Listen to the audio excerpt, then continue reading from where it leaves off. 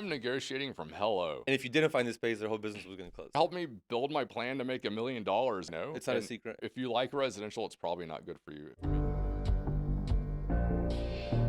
Welcome to the podcast. Today we have Patrick Register. I've known Patrick for the longest time. He's probably one of the people who pushed me into commercial real estate or helped me with the ropes. Still helps me with the ropes. I still don't know what I'm doing. I call Patrick whenever I have a question. He recently moved over to Caldwell Banker, and he's doing great things there. We are so excited to have Patrick here because Patrick loves to talk. He talks a lot, and he's got a lot of great things to say. When I got into real estate, me and him worked side by side at Keller Williams, and he was always commercial focused. He did residential for a little bit. He didn't like it. He switched to commercial, and all my referrals went to him until I started doing commercial. I don't think he's too happy that I switched to doing commercial because I think I was a big lead source for him. But now we work side by side, and whenever I have questions, he's who I call. Well, thank you. I'm moderately excited to be here. It was nice. We don't want you to be too excited. Glad to make some time into my day for you.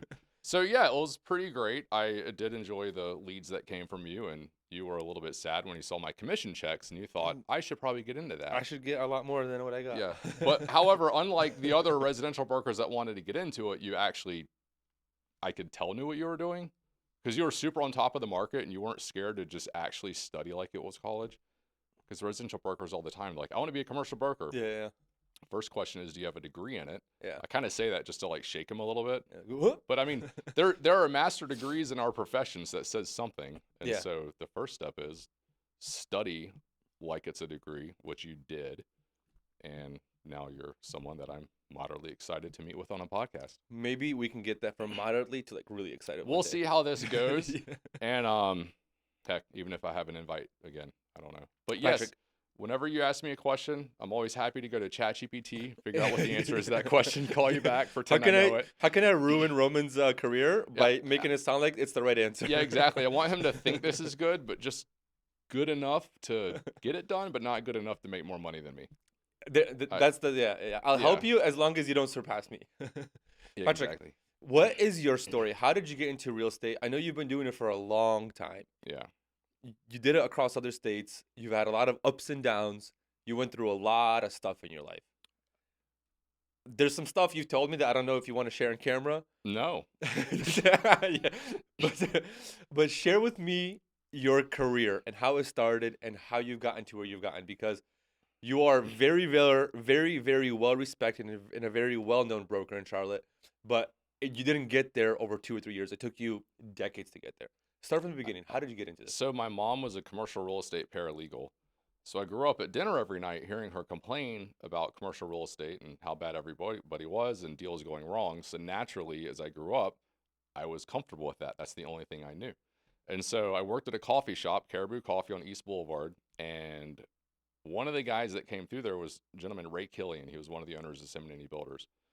And I said, I'd like to get into real estate. Where do I start? And he goes, do you rent or do you own? And I said, I rent. And he goes, start there. So I was 20 years old when I bought my first house, and I bought it with an investment mindset. So I call that my first entrance into real estate because, I mean, people buy a home to live in, but I kind of bought it as my way into the profession in a sense. So very early on, I was studying and learning about, I was going to like the RIA, the Real Estate Investment Association groups, the local one, learning investing, and then saw a gentleman speaking. His name's Scott Shield. He does seminars now speaking about commercial real estate, and that's what got me looking at commercial real estate. So that was the early 2000s, first iteration of the career.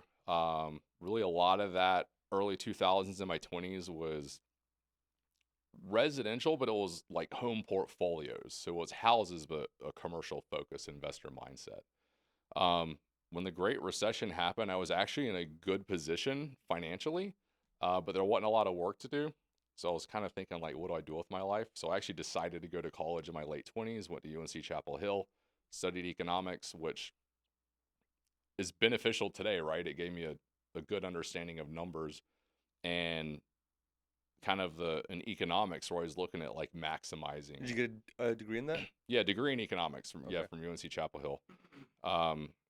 didn't get back into real estate for a number of years. And then in 2019, a buddy of mine, Ramsey, he'd gotten his real estate license. I was helping him prepare his career. And he's like, he literally goes, he's like, you're the biggest waste of talent I've ever met in my life. I was like, what are you talking about? He's like, you're helping me build my plan to make $1 million in a career, like a field you don't even do anymore, you know? And I told him, I was like, I'm never getting into real estate. That's my past. And about 2 hours later, I signed up with Mingle to get my real estate license again. So it took a lot of convincing, a whole 2 hours. Yeah, 2 hours. And then I called him the next day. I was like, guess what I did? He's like, I knew you would. So he worked at Keller Williams, and that's what took me to Keller Williams. And having never been, I'll call a residential broker, like just helping people with houses, I'm like, that looks easy. Let me just make some quick cash.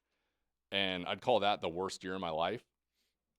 I don't care if a wall is green or yellow. They're all the same to me. I leave a room, I don't remember what color the walls are. The best moment and also the lowest moment was the time the guy asked about the school district, and I was like, if your kids are stupid, what's it matter? Oh my goodness. And that's when yeah, we were in the house together looking at it. And yeah, that's when everybody was like, Patrick, you really residential real estate isn't for you. I already knew commercial better than a lot of people when they get into commercial real estate. So I just started.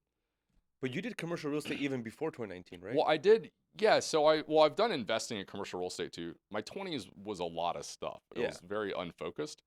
So I bought an apartment complex. I owned an office building. I'd kind of done the housing portfolios, which is really more commercial than residential.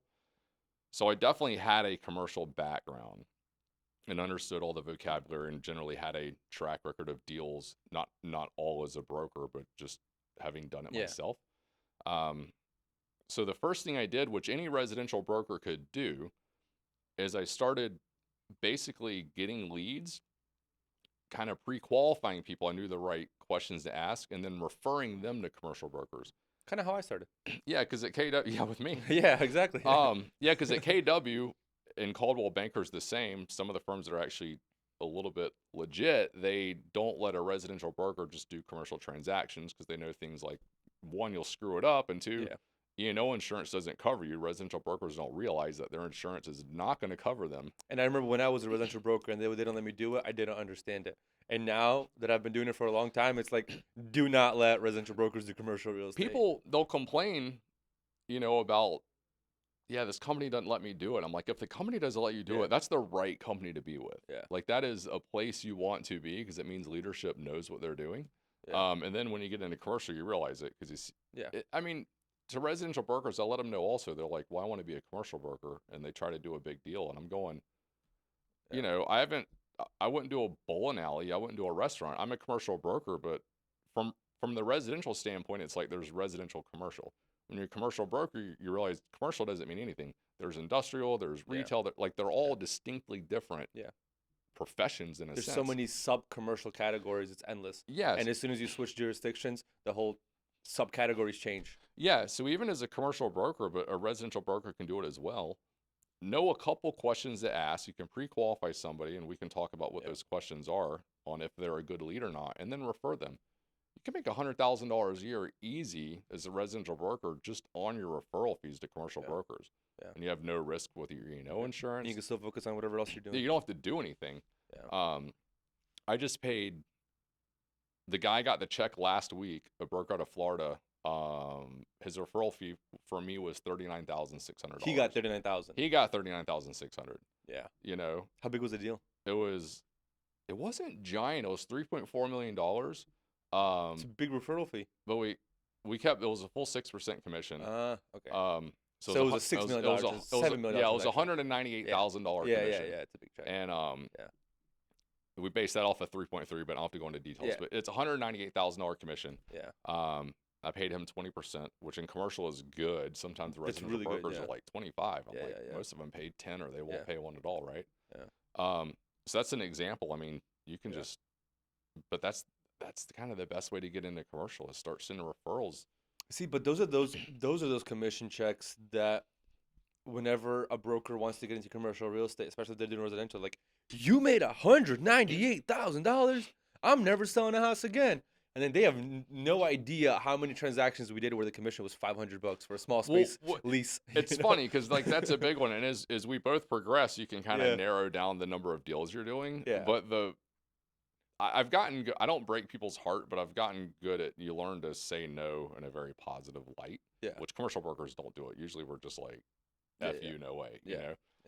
yeah, But yeah, these tenants that want to rent a shopping center space, I mean, you're talking yeah.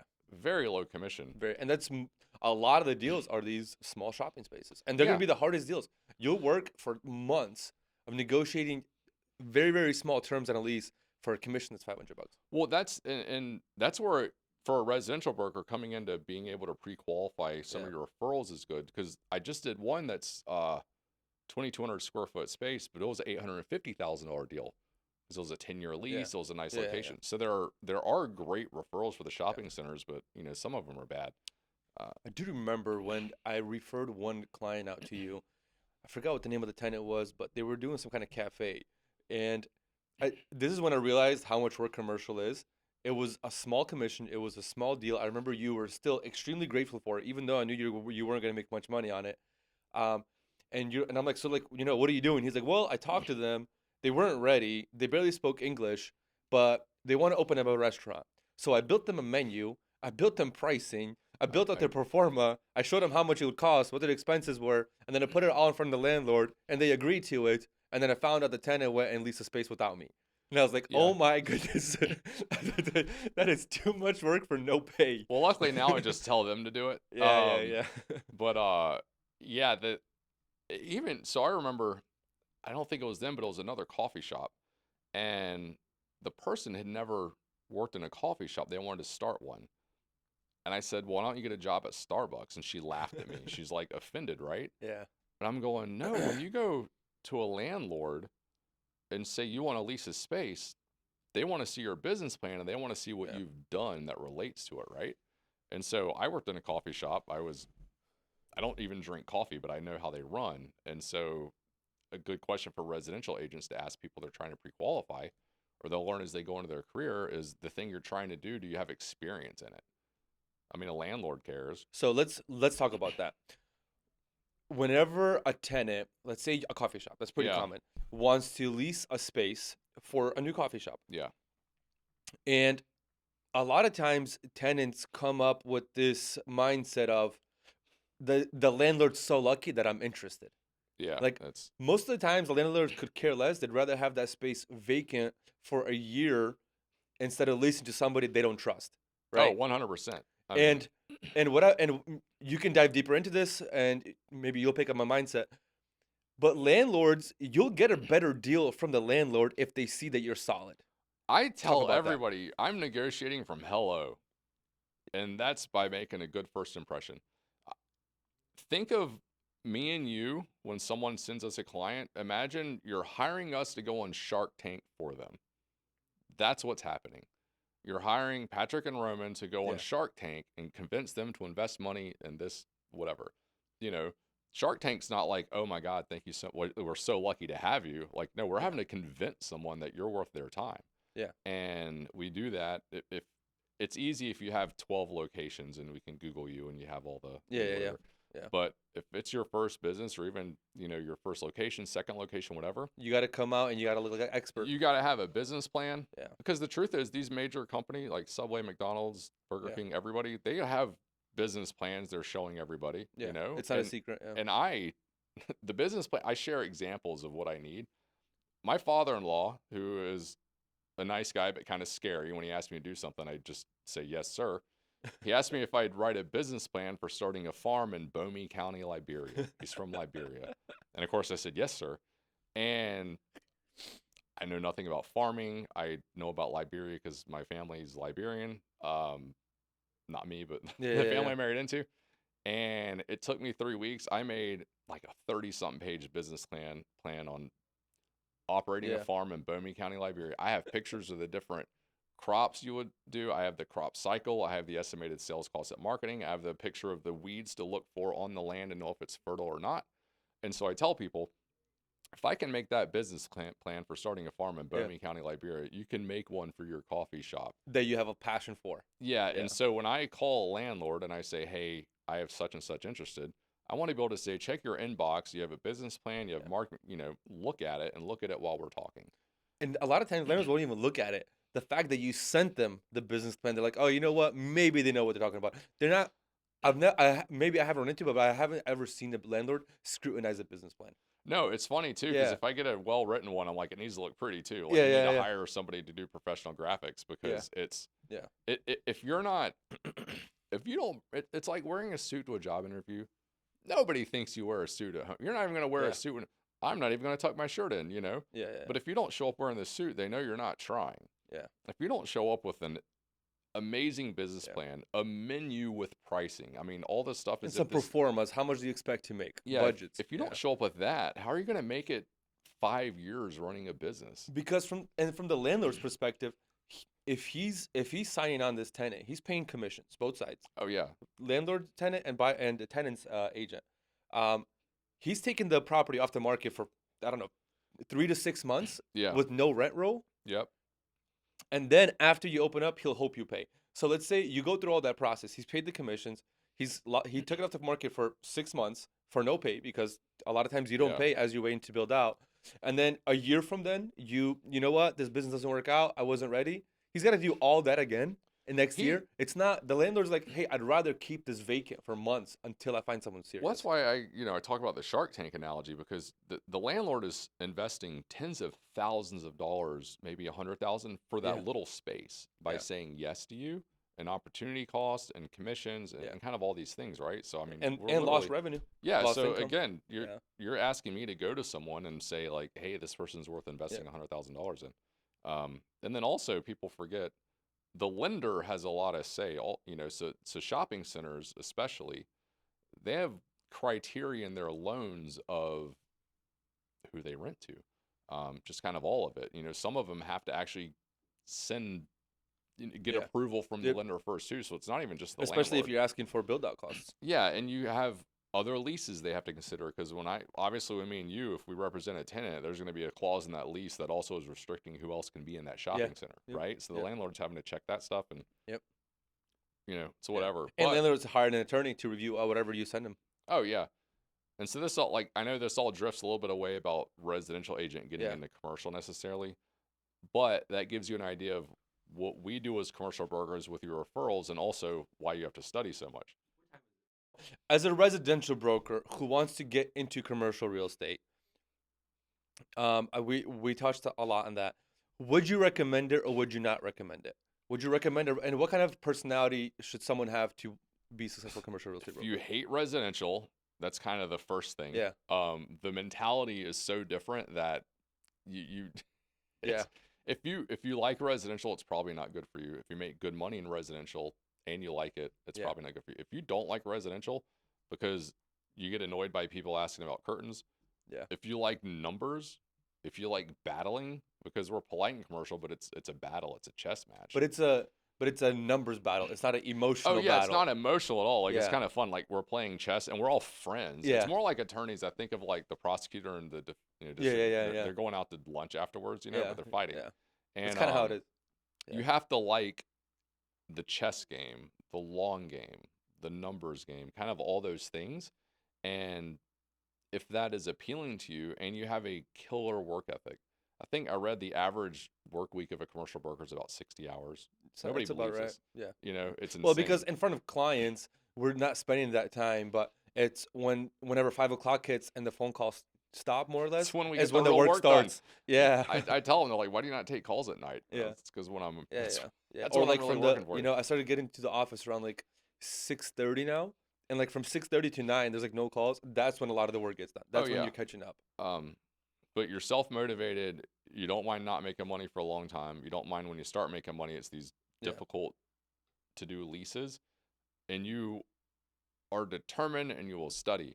I mean, you get good at commercial real estate doing the work nobody's watching you do, which is Yeah. studying, it's reading books, it's the boring stuff. Yeah. And if you're okay doing that, then commercial real estate And it's not even might be for you. even besides studying. for you, this comes naturally. You build relationships very, very naturally. But in commercial real estate, you have to have relationships with other brokers and other lenders and attorneys and everything to be able to serve your clients. It won't work other ways. No, it's such a small community, It's such a small and community. Yeah. you also have to be kind of a chill person in a sense, because you can't be, Yeah. if you get angry easily, if you burn bridges, like, you can't Yeah. be in this business, Yeah. because every one of us are going to do And as a soon as I have number. that off-market deal that your client needs, and I know that you're gonna yell at me as soon as I call you, or you're gonna try to beat me up on the price the first phone call, I'm not calling you. Well, and then this happens a lot, is our clients are really relying on us. They're not just the numbers for me to say, like, hey, he's a good guy, like, she's trustworthy. Yeah. And that's the difference between accepting an offer or not. In houses, even when I did it, the seller just cares about, is the money good? Will they Yeah. own it in 68, Yeah. right? Yeah. Can they afford it? Is the pre-approval work? Yeah, Submit the offer. you Yeah. know. And so if you're burning bridges and you're a jerk, and I know you, I'm gonna tell my client selling the property, like, by the way, here's what this broker was like the last time.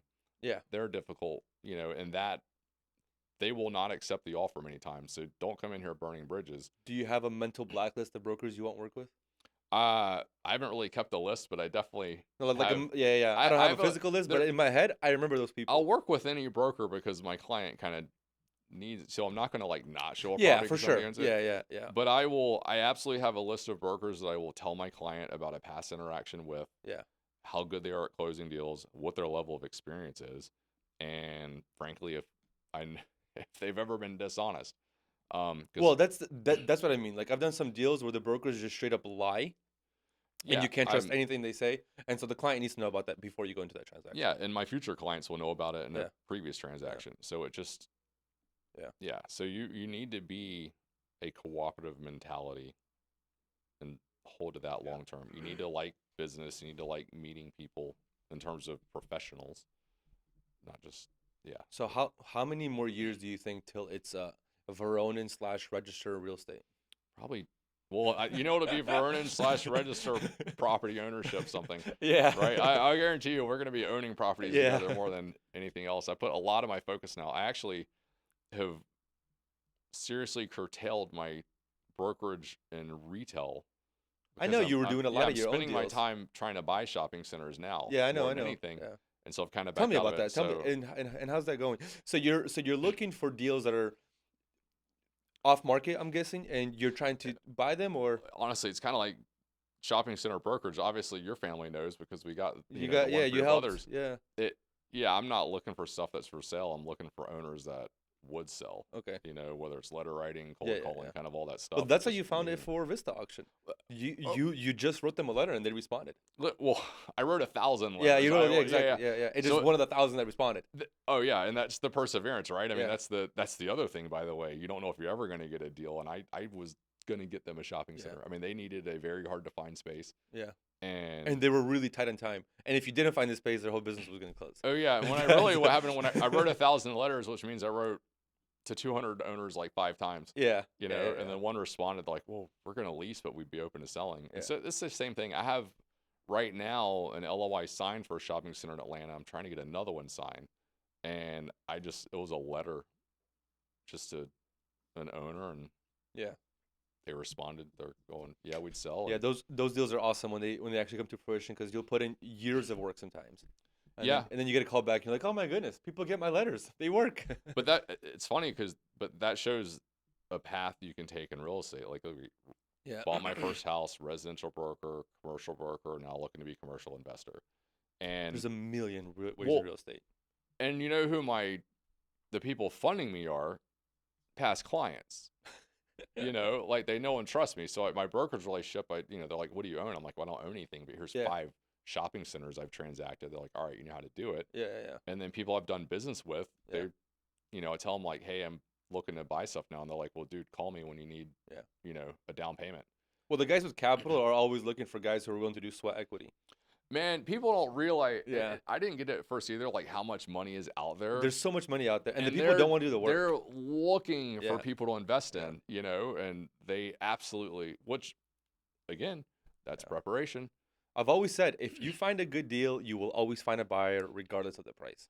There's Oh. always money out there. 100%. I mean, it's there. You just got to find them. And a lot of the listings I have, think I want to say honestly over half of them sold to someone that wasn't even looking at someone I Yeah. cold called and said I got something for sale. Yeah. That's another thing, residential versus commercial. Like we really cold call. Yeah.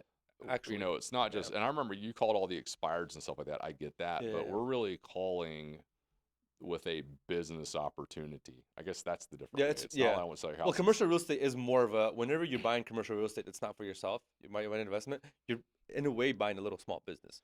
Yeah, There's income, there's tenants, there's there are literally yeah. two types of buyers and two Yeah. two ways. There's the person that needs it for their business, and then it's an The person investment. needs to park money.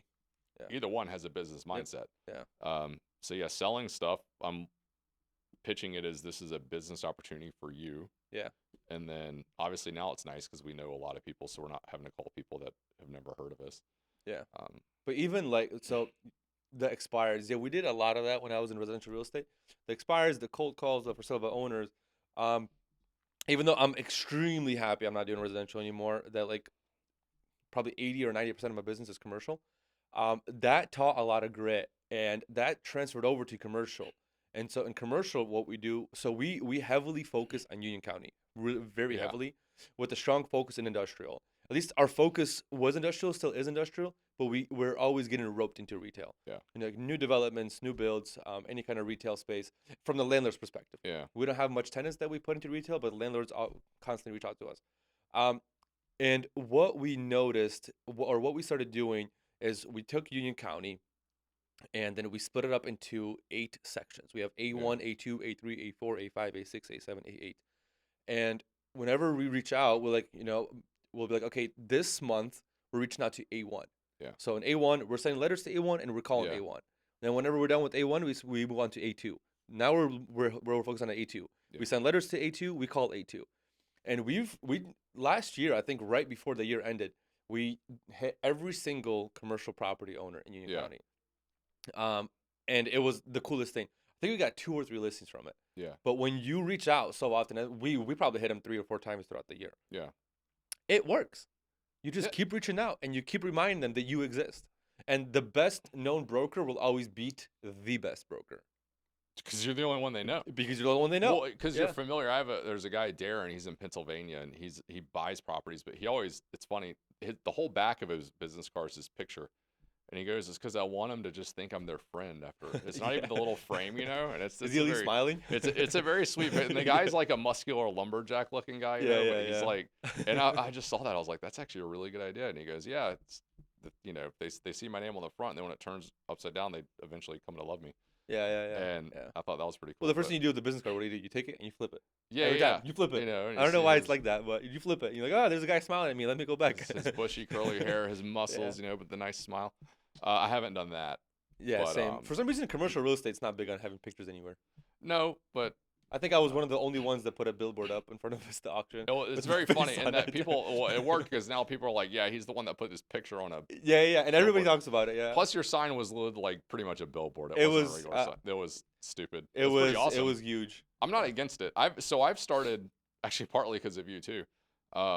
My signs have gotten a little bit more obnoxious. I don't have my picture on it, but I've put like the orange QR code so you can't miss like some check boxes. Because we're supposed to be very boring. Yeah. And, change it up a little bit. Because every commercial real estate sign looks the same. We think everyone else cares about the same stuff we care. Like, we're really, I'm looking at another commercial broker, they're judging me. But the truth is, like, they're judging me, but then they're calling me to see if my listing's still available. Well, and you only need 5% of the people to like you. Yeah, you don't need anybody. You only need a very small percentage of people to like you, but it works. Get a little bit out there. Yeah. Guys, thank you for listening to this podcast. Patrick's been a great friend, and will be continued to be a great friend. Hopefully we can do many more of these podcasts. If there's anything you guys would want us to talk about, or you don't understand from a commercial perspective, whether you're a broker, whether you're a tenant or an investor, or whatever your position may be, send me or Patrick a message. We will be happy to help. Thanks for listening. Come back to the next one.